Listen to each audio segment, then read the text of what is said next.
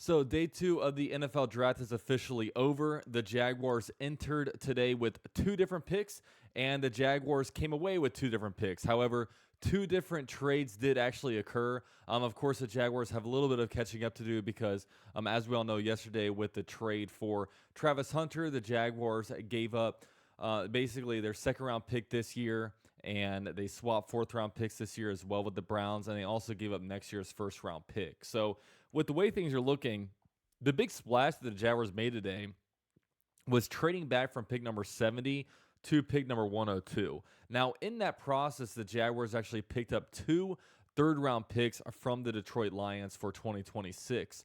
And then from there, the Jaguars essentially moved up from pick 102 to pick number 89, and they gave up a fifth round pick to Houston.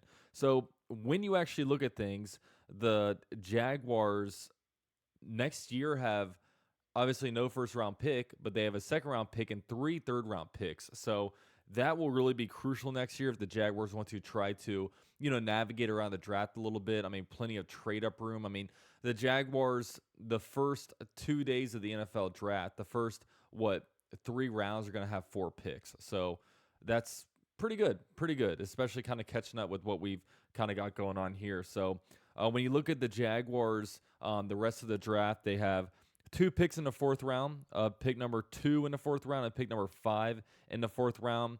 Then they have two sixth round picks and two seventh round picks. Okay, so yeah, that's the way things are looking. And the two players that the Jaguars came away with, one was Caleb Ransaw, a cornerback from Tulane. Now he was listed at cornerback. I didn't know too much about. I'm not a big prospect guy, right? I kind of look into these guys after we draft them, but initial reaction was like, okay, we're getting a cornerback.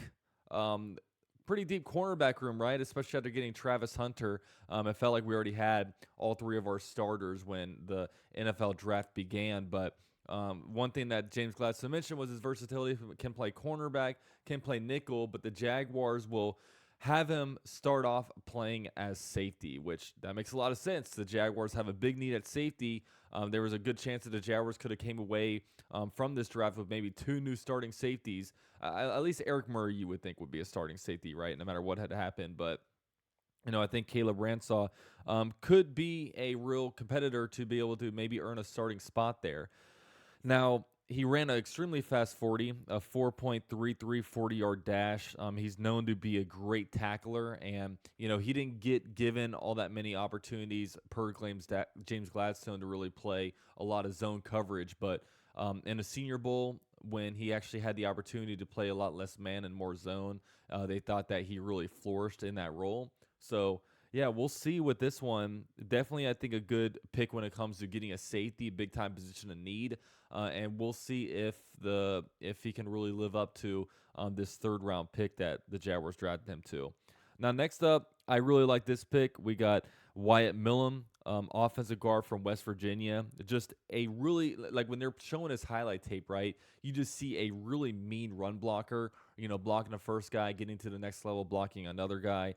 He played left tackle in college, but it looks like he's going to get his start at guard for the Jaguars. So the Jaguars actually have a true developmental piece at offensive guard.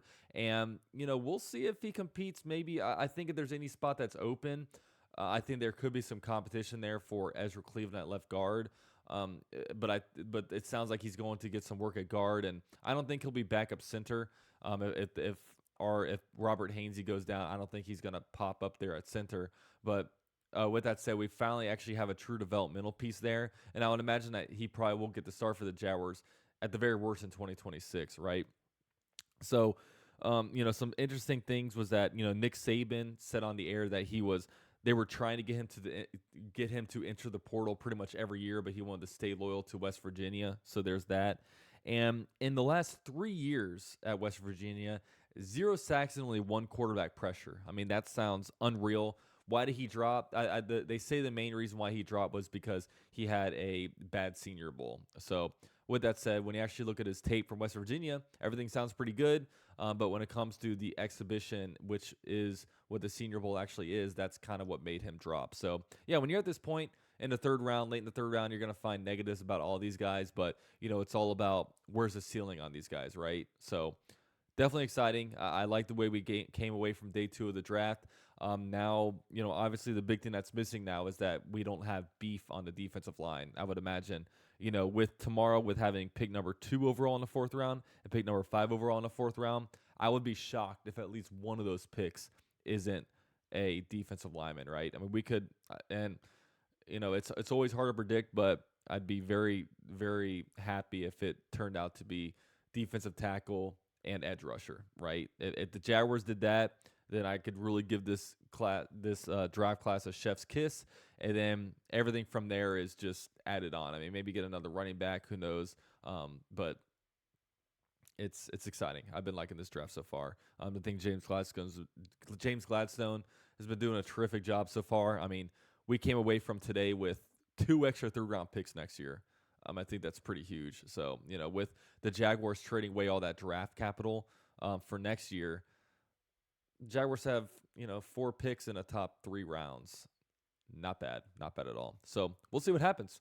Let me know what you guys think. How are you guys liking the draft so far? I know it was kind of funny today because we were waiting forever for the Jaguars to pick, and all of a sudden, boom, boom, the picks come in. ESPN wasn't even letting us know who the guy that was making the draft picks was for the Jaguars, which, by the way, ESPN draft coverage is pretty bad. NFL Network is so much better.